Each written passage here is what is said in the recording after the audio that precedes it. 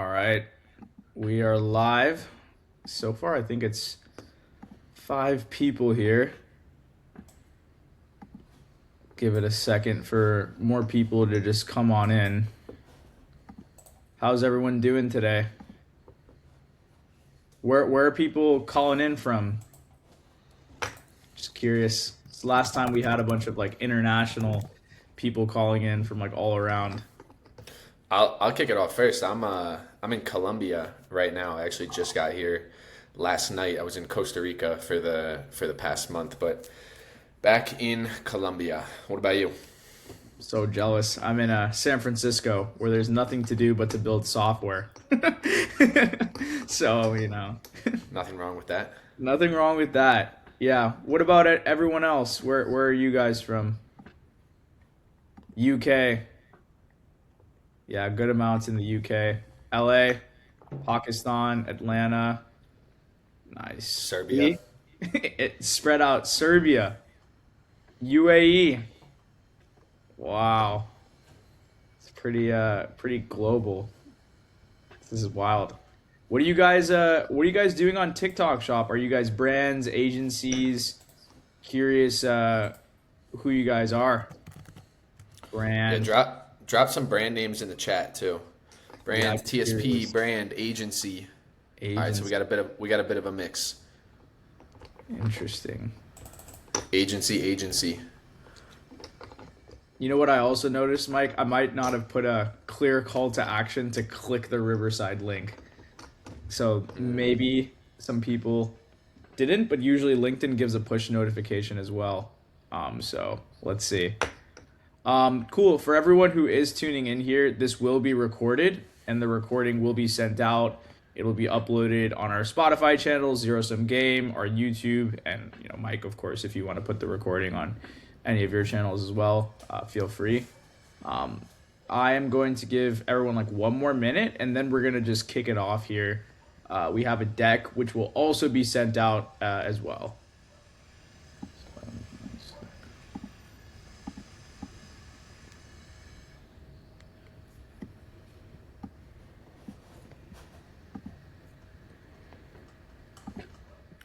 While we're waiting to just set the stage for the next hour, we want this to be pretty interactive. So as we're going through, if you guys have questions, drop them in the chat, comments, anything like that, drop them in the chat. We're going to have the chat up the whole time. So this will probably be a little bit of back and forth.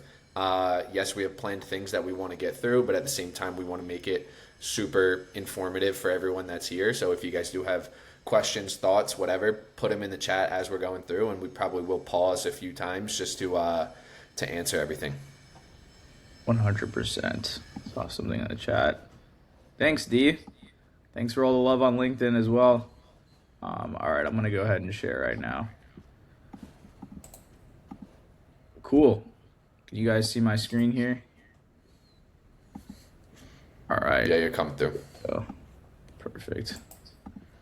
All right. So real quick, we've been getting a lot about, how to budget your samples, how to launch on TikTok Shop. And really what it comes down to is like everyone's hitting this wall with affiliate marketing and they're not sure whether to work with a small group, whether to send out 5,000 samples in a month, and they're getting analysis paralysis on ultimately like quantity versus quality.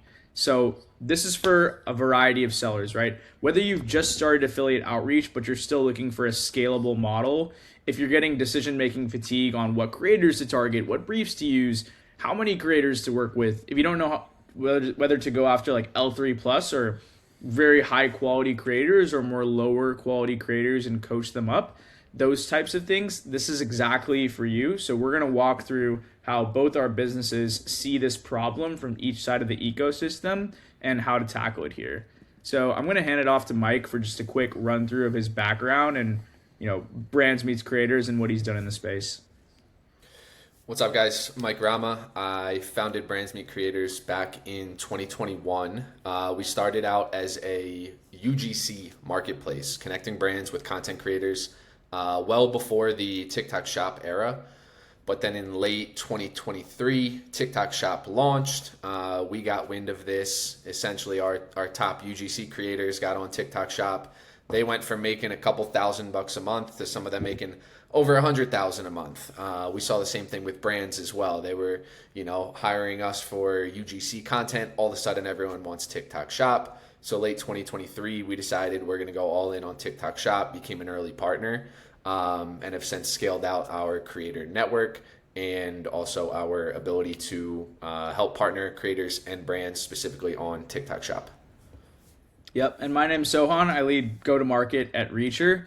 For those who aren't familiar, Reacher is the operating system powering over 2,000 sellers and agencies across the globe. We help brands find, nurture, and gamify their creator relationships, supported sellers to drive over $1 billion in GMV across our platform. I used to work agency side, brand side as head of social commerce lead. So I've been the customer that we've sold to as well. And over the past couple of years, I believe I have passed my 2,000 affiliate program audit mark, because in early days, that's how I was able to get people to trial the software. I would go in and give them an audit of their affiliate program and let them know, here's where you can optimize without scaling headcount. Here's where there's room for automation. Here's where you could adjust your offer, things like that. So super excited to dive in here and tackle this problem. Real quick, some of the questions we're going to be answering are which actually moves the needle, more videos or better videos? And Mike has analyzed a ton of data. And we have over 750,000 shoppable videos in our network that we've analyzed. So we're going to be focusing on the patterns that we've seen when brands are scaling up to 7 figures a month. So from 0 to 7 figures a month across the last couple of years, what that data sort of looks like. So I'm going to hand it off to Mike here. He did a really cool correlation analysis here. So Mike, go for it. Yeah, jumping into a study that we did. I was on a data science, data analytics team in my past life and just love whenever I can get my hands on a bunch of data. So we pulled almost 1 million videos from our CAP network. And then also here specifically taking a look at 200 TikTok Shop brands and really looking at their GMV and the number of affiliate videos that they were producing. Oftentimes we get questions from sellers like, how many videos do I need to hit a month, right? What's the target number? How many do we need to get out there? And I find it's important that we just take a step back and we say, okay, what does the data say, right? You want to be one of the top brands on TikTok Shop, or you want to hit a certain milestone? Cool, let's see what other brands at that same milestone, what are they doing? So we went ahead and we plotted 200 active TikTok shops, specifically 1 month in time. So we're looking at, like a snapshot of the data here. On the Y, we have affiliate videos. How many videos are they getting posted per month? And then on the X, we have GMV. And what we can see here, kind of two different clusters I'm going to point out. We have that like in the circle in the bottom left are all these brands that are kind of stuck posting like under 300, 500 videos a month. And they're typically stuck in that sub 100K per month mark. And then as we start to go more up on the y-axis, we get to 1,000 videos a month, 2,000, 3,000, up to 5,000. We see that these brands, there's not a single brand on here that's posting 5,000 videos a month that isn't doing at least 1 million a month. So we have this question, is it quality? Is it quantity? And so we want to take a look at, well, what does the data say about quantity? And it's pretty clear, right? You look at the trend line, 0.745 correlation. That's pretty strong. Across the board, we are seeing if you get more affiliate videos, you will make more GMV. That's just what the numbers say at a high level. So something that's really good to keep in mind as you're going through this process. You're aiming to get more and more videos each month. Okay, here's typically what it looks like from a high level, what these shops are doing, how many videos will bring in how much GMV. It's interesting to see that it's basically 0.75 trend line. I feel like that's super strong. It's stronger than I thought it was going to be. Typically we tell for new brands coming on, trying to make their budgets and figure out what number of videos to target, I usually tell them to work backwards from trying to get 10,000 videos posted in a month. But I think 5,000 is probably more reasonable. So I'm glad I saw this data. I'm curious, why do you think brands get stuck in this 300 to 500 sort of video jail? I know we see some things on our side, but I'm curious if you guys dived into that aspects at all. Yeah, I think it comes down to how can you attract affiliates, right? There aren't like a ton of different ways. You have tools like Reacher, where it's a pure volume game. It's like, hey, I'm going to reach out to so many people and see how many I can get to actually post for us. George said in the comments, product seeding cost. That's another one. So it could be the brand's own limitation where they're saying, hey, we're only going to send 100 samples per month. So maybe it's just a certain rule that they have. But at the end of the day, there aren't that many levers to pull to get more videos, right? It's like you can do more outreach. That's one. Two, you can hire creators where it's like, hey, I'm going to hire 10 creators to post 10 videos each, and I know that's 100 videos that are coming in, right? And that number can scale up and down. I'm going to hire 50 creators to post 20 videos each. Cool, that's a guaranteed 1,000 videos. Or the third way is attracting these creators. So you see this blue dot way on the far right. That's Dr. Malaxin. So we'll talk about them later, but they're a brand that they just have so much like gravitational pull. They just attract affiliates because when you're one of these top brands, you just attract affiliates, right? And so you can do things as you get bigger, you'll attract more creators. You can do things like reward campaigns to attract affiliates. And so typically the brands that are getting stuck, they're not doing these three things, right? They're not reaching out to enough creators. Maybe they have some type of limitation with how many samples they're sending, and maybe they're just, the product's not attractive enough to really, bring creators to them. Yeah, I agree. I think affiliate attraction, getting an offer, using other affiliates to tell the story to other affiliates you want to attract, and sort of maybe even bringing them in like in a MLM model or something like that could really work. We also see affiliate retention as one of the biggest issues as well. I think for brands that are stuck in the 300 video jail, right? It's actually like they're scaling up sampling, but they're just losing their existing month's affiliates. So there's like a hole in the bottom of the ship basically. And I've talked to some affiliates and they've told me like TikTok Shop is one of the only marketplaces or levers where like they can make a brand like $50,000 and never hear from them.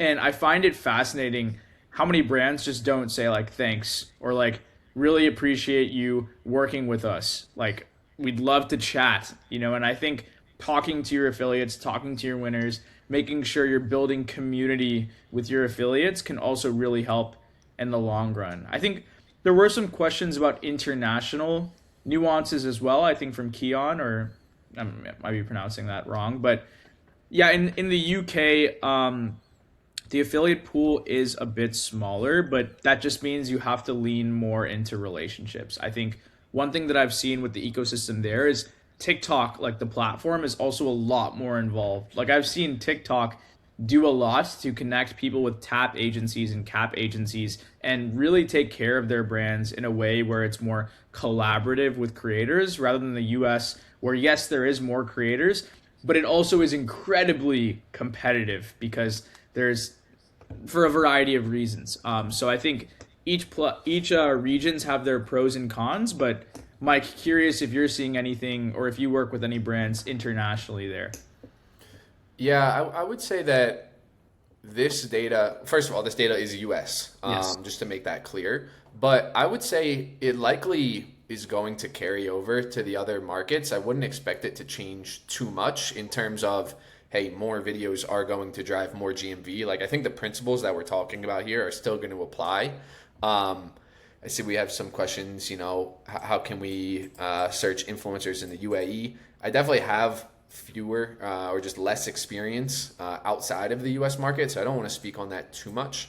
But I would imagine that these same principles, they should hold in the other markets too. Yeah, I think with the UAE, I don't think they launched TikTok Shop yet. I could be wrong. That's where I would go onto a tool like Modash or something like that, use an AI search on a general Instagram pool or something like that to find that. But we can get back to that later. Another data set here, Mike. Go for it. Yeah. So, okay, we talked about the volume side, right? The quantity side.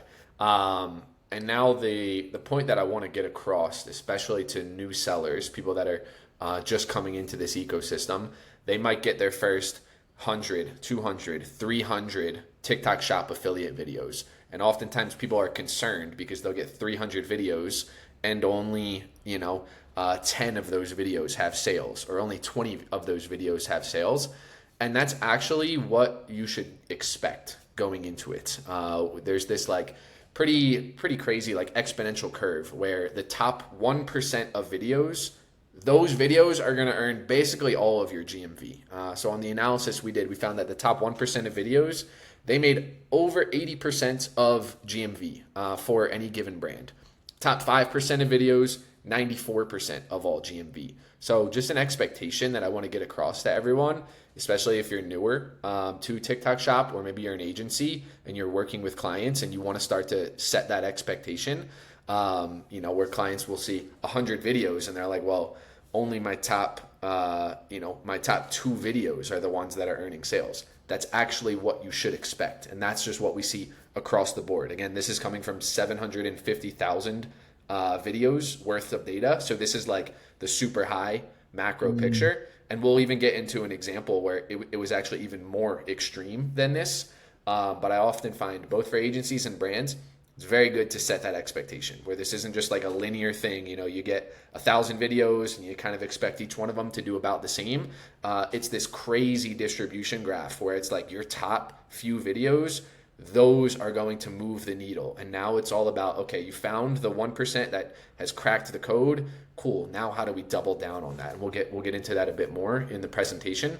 But often helpful just to see this data and just realize, okay, wow, it's really just this like tiny subset of videos that I'm looking to break into that's going to move the needle for us. Yeah, and I think what Matt's sort of getting into. I want to just real quick ask a quick question.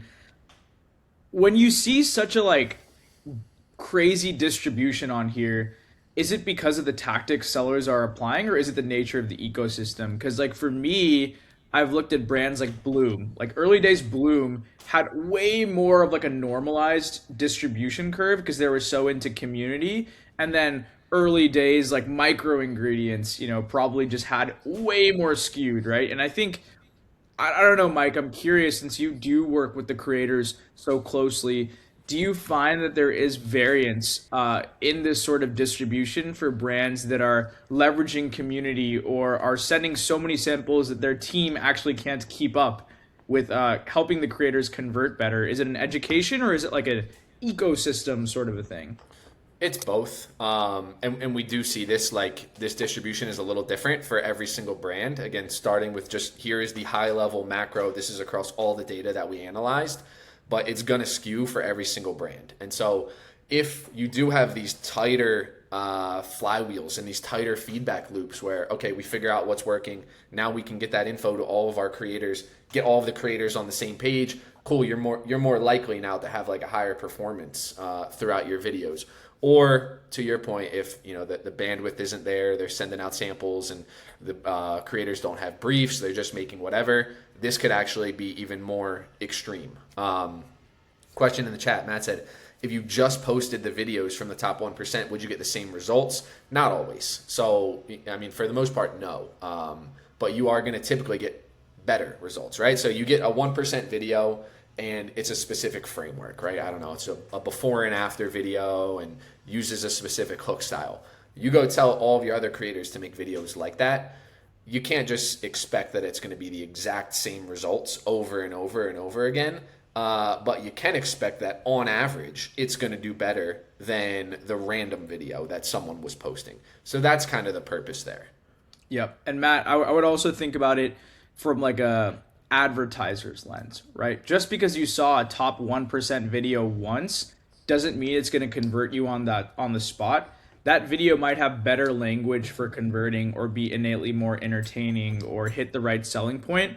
But if you see 3 videos that just imprint a brand name into your subconscious and then arrive at that one video that converts really well later, you're also more likely to convert because you have more awareness. You have that in your, it is like the halo effect. It's also just like brute force awareness. Like if you see like 3 to 4 videos saying malaxin, malaxin, malaxin, you'd be like, wait, I've heard of this brand before. Wait, they're mentioning my exact pain point I had with my skin this morning, and this creator really explains why that helps. So there are some intangibles there, and that's why you do need a larger data set to actually understand what's working between your affiliates there.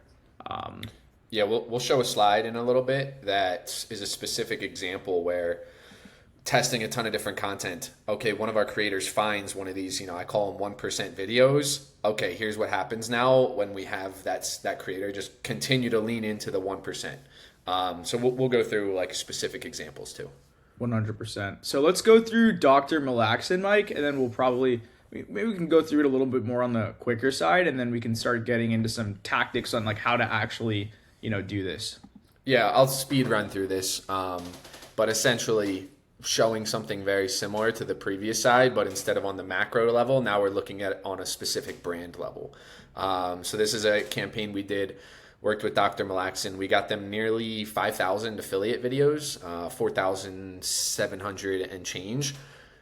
Those videos generated 1.1 million in GMV, all coming from our creator network. And just to show you guys how crazy this distribution curve can be, the top 5 videos made almost $700,000, right? So 1.1 million in GMV, almost 5,000 videos. The top 5 videos, almost 700,000, 691. So the 0.1% videos made 62% of all the GMV. The top 47 videos made 1.06 million. So the top 1% of videos made over 95% of the GMV here. And again, this is just to show people that like this is kind of standard, right? There's this crazy distribution curve here where you might go and you might get 300 videos posted, 500 videos posted, and there's only like a few that are moving the needle. So we don't have to, we've already talked about this subject, but I felt it was helpful just to show instead of the high level, okay, let's show a specific brand and how this could apply. 100%. Just reinforcing that this actually works, and there are results with brands that have worked with Brands Meets Creators and have done this exactly what Mike's saying. All right. So this is really interesting. I was talking to Mike about this new product or new strategy they launched called BMC Max. It's kind of a play on GMV Max. So Mike, I'll kick it over to you. It's a little different than the classic creator campaigns and contests. So go for it. Yeah, what we did over the last several months with BMC Max is we wanted to find a way that we could help our brands with, hey, how can I just get a certain amount of videos every month? I want to control the strategy. I want to work with your guys' creators, and I want you to get 1,000 videos for us. Previously in the past, we had done a lot of like retainer campaigns where you could pick your creators, work super closely. And we found that a lot of brands, they just didn't necessarily have the bandwidth or the team to be able to do that, right? Managing 100 creators is no joke. There's a lot of communication back and forth, a lot of briefing, a lot of different things that has to happen. And so we kind of took, one of TikTok's plays, how they went from just running individual ads to, hey, let's just do GMV Max, right? Tell us what type of ROI you're looking for. Tell us, exactly what you want to do. Just set the budget and let it run. We want to do the same thing with BMC Max, where it's like, hey, we want to work with this type of creator. Here's our general budget. We want to get 1,000 videos. Here are the 3 briefs that we want people to follow. BMC just kind of handle the whole thing on the back end. And so that's what we did with BMC Max. You can essentially set a budget, tell us the type of creators that you want to work with. Depending on if your product is already trending or if it's newer, we'll probably change the strategy when it comes to the brief, right? So if you're a company like Nello that we have up here on the screen, you already have a handful of videos that are like going viral for you. You typically know what works. You've been doing it for a while. We might put 5 briefs in here. So now all of our creators, they basically have to go and replicate those briefs, and they'll make maybe 10, 20, 30% changes. But if you're a brand that you don't really know what works yet, you go in here and you would leave more of these open, right? Maybe we put 1 or 2 briefs where it's like a competitor that we know works well, but then we leave a bunch open for creators to basically go and test new angles for you. And then once we find another angle that works, we throw it in here, and now we have all other creators iterate on that same angle. And I think we'll get into that in maybe let's hop to the next slide and kind of talk through that. Or I'll go through this first. This is just, the time saving element is one of the reasons why we moved to BMC Max, because creator sourcing, creator management, reviewing the content, paying out creators, tracking, the performance. It's a full-time job, potentially multiple people doing that. And we just found a lot of the brands we worked with, they didn't have that, so they were hiring creators on retainer, and they were just kind of almost like leaving them out to dry, where everyone was siloed, the flywheel wasn't there. And so we said, hey, let's roll out something like a BMC Max, where we can just take this off of the brand's plate. I won't get into this one too much, but I want to go one more slide. I think it's the one with let's see. Can you skip ahead one more? Maybe one more. Yeah, this one right here. So what I want to talk through. This is where, you might not know exactly what's going to go viral for you. So we had a question earlier that's like, well, if the 1% videos just crushes it, like, why don't we just do the 1% videos? And the hard part is finding those, right? And sometimes you want to give creators freedom to test new angles. And then what do you do once you find one of those? So here's an example of a brand and a creator kind of partnership that we worked on. Company's called Peach Slices, and they make this product that typically you think of it's for like a woman, like a razor burn kind of type of product. And this is Taylor right here. One of the final videos that she was making for this brand in her engagement with them, she decided, all right, actually, I'm going to test this on like my boyfriend's hair. He just went to the barber, had some razor bumps there. So completely outside of like what their typical brief is. But you can see from the screenshot, it gets 4.1 million views. And then, okay, cool. Flag that as a video that's going viral. That's working really well. Now, let's get that back in the brief. Let's get her and other creators continuing to make this new style that works. And then if you just kind of follow some of the videos, doing the same exact principle, but testing, small little changes, 7.5 million views. Then she tries it again. It's only 12,000 views, but we're going to keep going. Another one, 5 million views. Test it again, 40,000, 18,000, 16. Nothing crazy. And then, continues to just hammer that 1% framework, 25 million views. And now all of a sudden it's a completely new angle, a completely new market. And this is really what I want to get into, where it's like, it's a matter of testing new angles, finding what works. And then when you find it, you really have to nail it home. And, not just getting that same creator to do it, but how can you now communicate that out to the rest of your creators to get them testing the same angles with their own spin on it? So we can go back, if you want to go back through the other slides, but I wanted to just really touch on that point, because I feel like that's one of the biggest pieces that brands miss, is the full communication loop, right? Where you find something that works, that's just the first step, right? Once you find the thing that works, now it's like, how do you get that back, and how do you get, new iterations off of that? Yep, 100% agreed. And I think where people get it wrong is they're trying to like rush the process, go a little too fast. To what the data Mike's been sharing shows is that you don't know what a top percent video looks like. So when you go on Calodata, when you go on Ecotick, even if you were to go watch these peach slice videos and try to replicate them exactly, there's so many different signals behind all the videos they're putting out through BMC Max that may have or may have not caused this video to go more viral or less viral, right? There's innate variance in the TikTok shop algorithm. So you can't just like skip the volume aspect and go straight to the 1%. It doesn't work. It's not like influencer marketing where you're paying for those impressions through a mega influencer's audience. And again, even if you want to get that audience, those don't convert like TikTok shop does. Even in these top percent videos, right? There are videos that go viral, but then there are videos that don't go as viral but have way more sales because the language is oriented specifically to a certain customer, right? And getting to that sales language, that format, you do need volume to reduce the variance or, differences between videos to get there. So we're going to go into the next section here. And that's really what I want to hammer home is like, you don't know what is going on in the video. So you do need volume to analyze and normalize a big data set. And then you work off of those leading indicators to then test like different hooks, different formats, different angles, different creator profiles after that. So we're gonna dive in how exactly to do that after you run your BMC Max campaign. So one of the main things that we've been working on is figuring out an exact algorithm on how to find the exact creators you want to target. So over here, I've extracted a workflow that you can use for an AI creator search.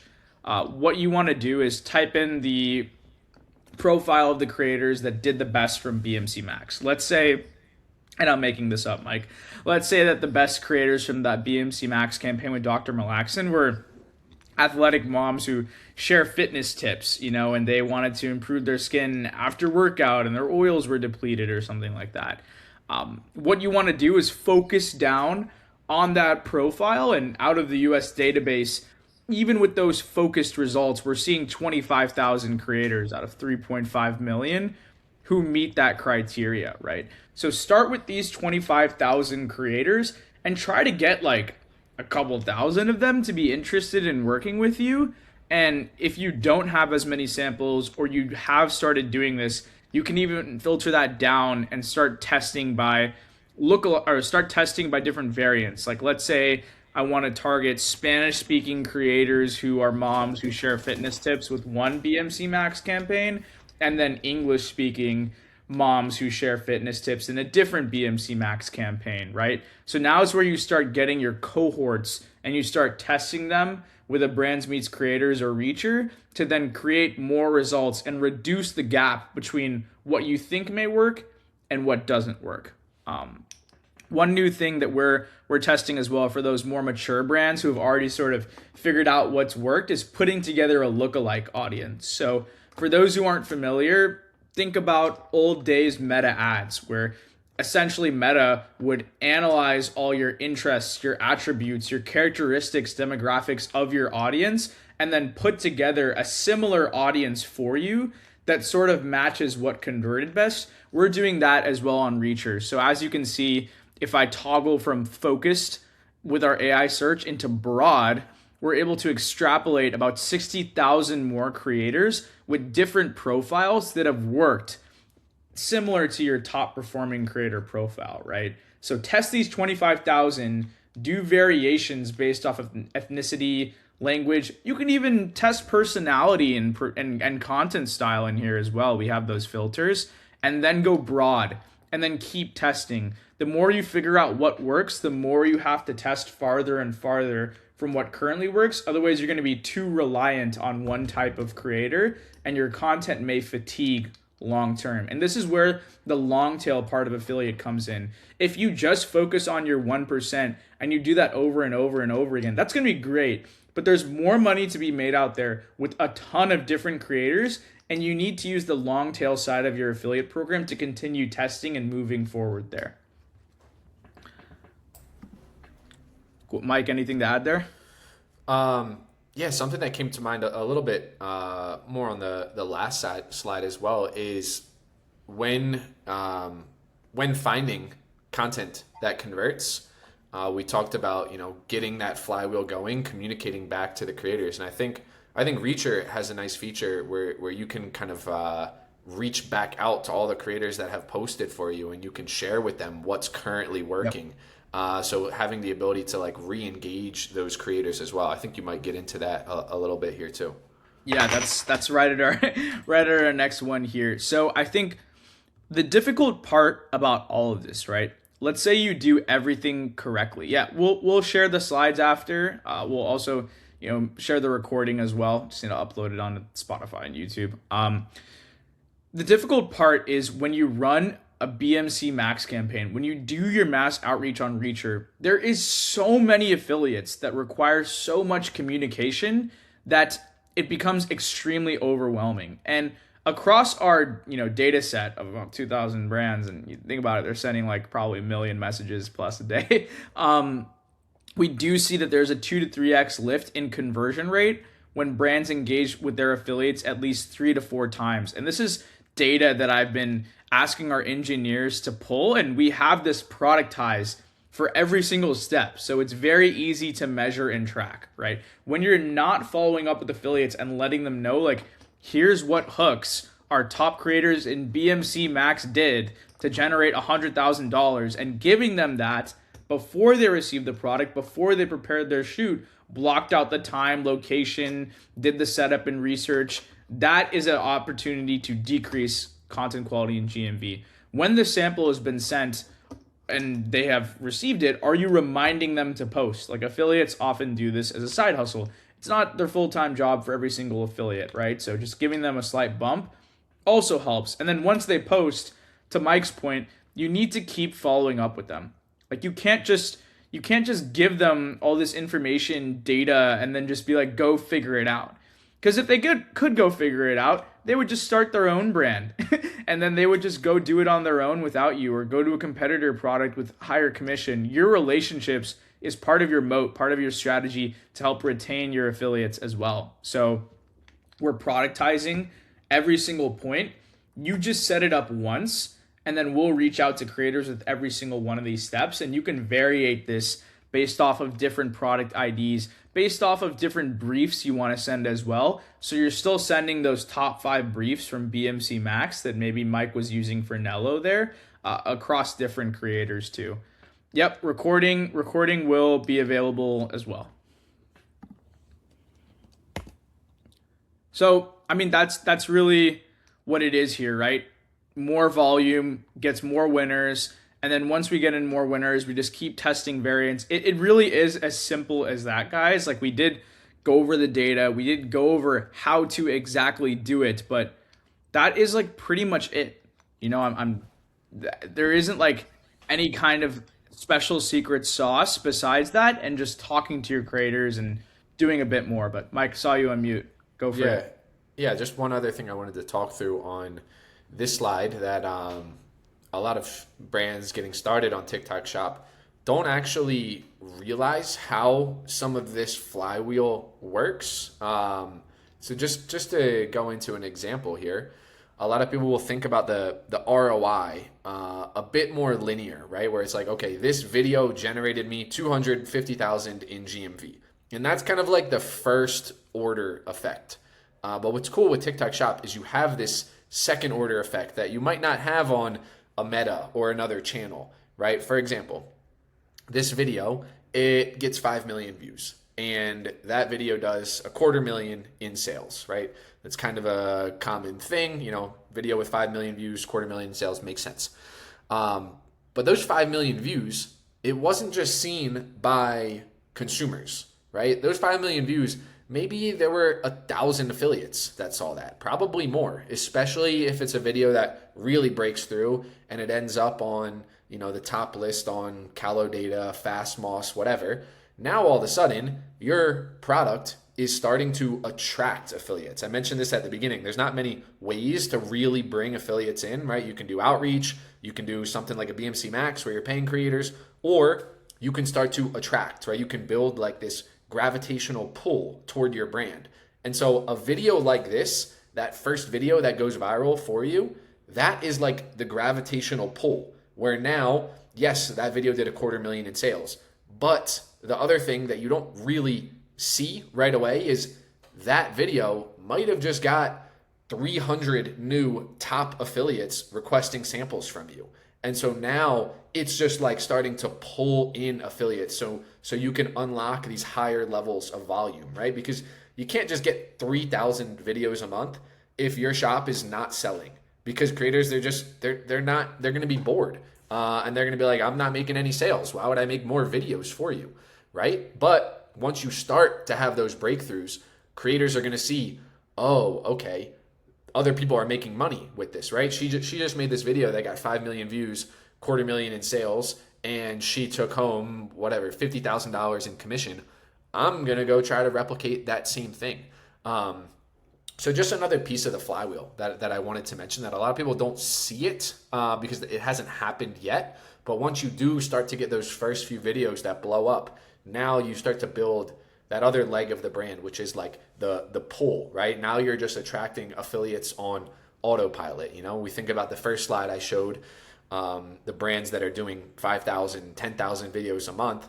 It's not because they're all on retainers, right? For the most part, they're not. But what's happening is creator sees Metacube and they're like, oh yeah, I know that product crushes it because I see it all the time. I see creators making all this GMV.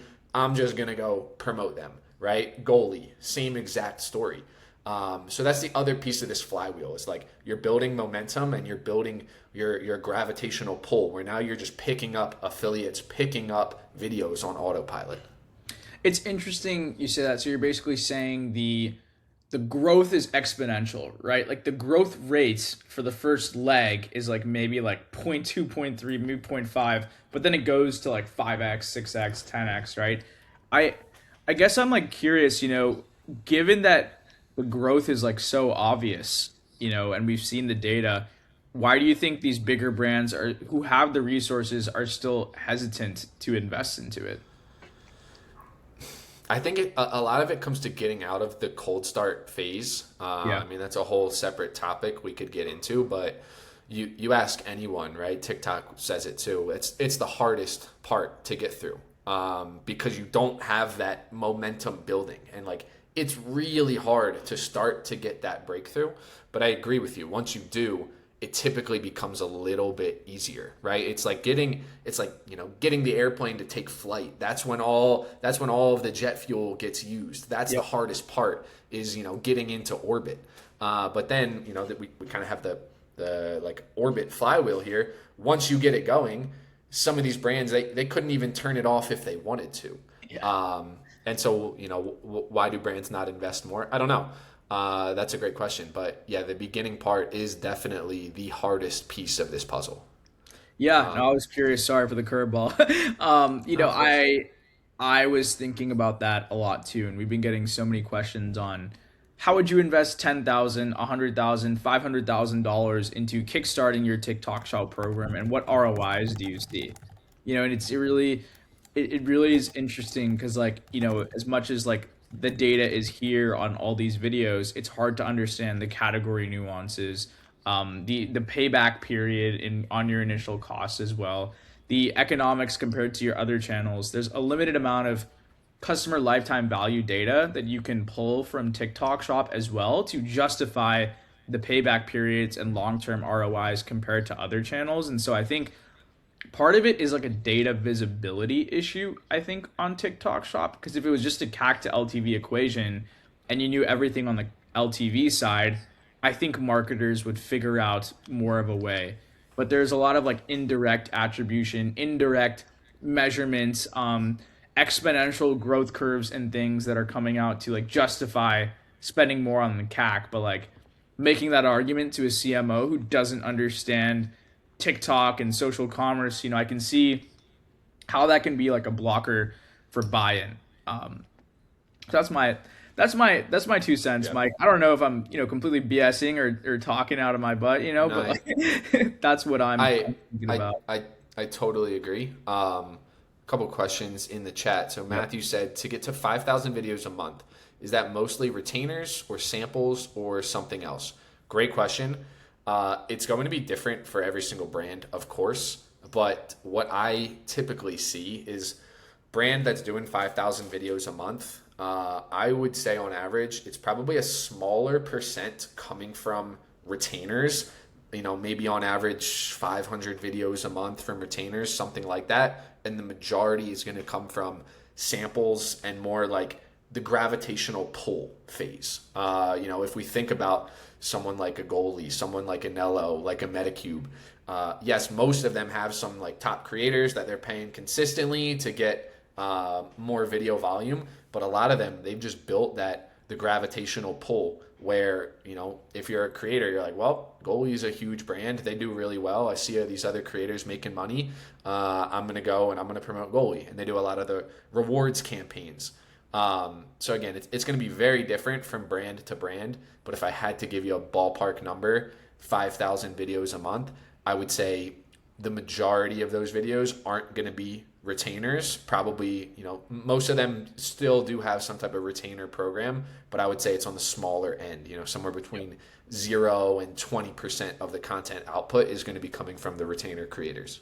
And I will say there is an aspect of time and what phase of the launch you guys are in. I think to Mike's point earlier, to get to 5,000 creators on month one, when you don't have the sell through, is like you might have to brute force your way with retainers to like basically de-risk your offer or the creator's time to get to 5,000 videos.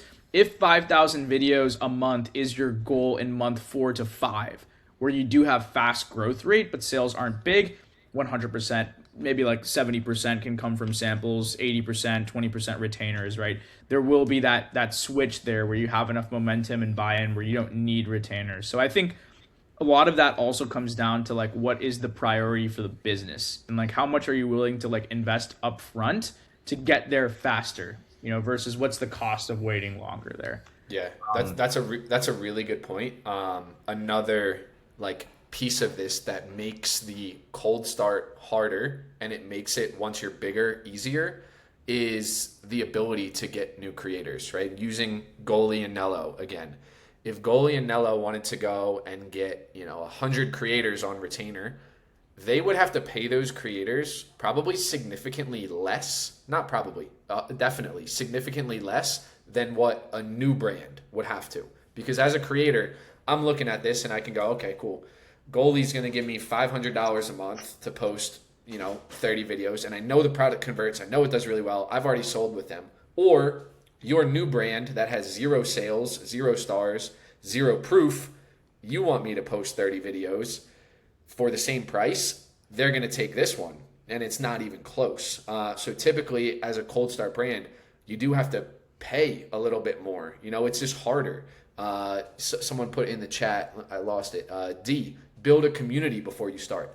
Every single component is harder, right? So if Goalie wants to get someone into their community, way easier for them, right? Because they have all of the proof. If you're a brand new shop, you have 0 sales, hey, come join our community. Even that's a harder sell. So everything is harder in the beginning, right? And you can see how each one of these components get easier and easier and easier as you're bigger, right? Goalie, I don't know how big their Discord is, probably thousands and thousands of affiliates, right? They launch a new product. Guess what? They're launching with 1,000 people with the product in their hand like that because they've taken the time to build it up. But it's every single component's hardest in the beginning, right? Getting the conversions, getting affiliates, getting the buy-in. It's going to be more expensive. The cold start phase is the hardest on every single one of these points. Even to what you mentioned, the pricing on being able to work with creators. They're going to expect apples to apples. If they have the #1 brand on TikTok Shop going to pay them for a video, most of them are like, well, I would just do videos for free for this top brand. I was already doing them for free. Yeah. First, you're a brand new shop. You have 0 stars, 0 sales. Okay, you're probably going to have to pay me a bit more, maybe significantly more, because I don't know if this is going to sell. It's probably not. So I'm going to have to kind of hedge my bet with my time. Yep, fully agreed. I'm going to just leave our QR codes. If you guys want to message us on LinkedIn, feel free. I don't know if that's the best place for you, Mike. I just sort of threw it on there. Last question, and then I think we'll probably call it here. Do you work with a lot of Amazon brands who are just kind of Amazon and TikTok Shop with D2C as less of a priority, Mike? It's a bit of a mix. It's a bit of a mix, but yeah, we definitely have seen some brands that are like Amazon first, where it's like, hey, we've scaled to Amazon and now we want to get TikTok going. Yeah. Okay. And the reason I was asking is like there was a comment earlier where brands are tired, like Amazon brands are tired of mainly using paid media to drive external traffic, whether it's meta ads back to Amazon through like a Pixel Me or something, right?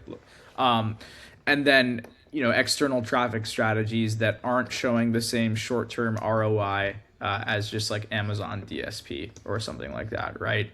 Do you have any words of advice for Amazon brands who are trying to look into this and they're not seeing the same ROI short-term as what they're seeing just, running straight Amazon DSP or just normal Amazon strategies? Yeah.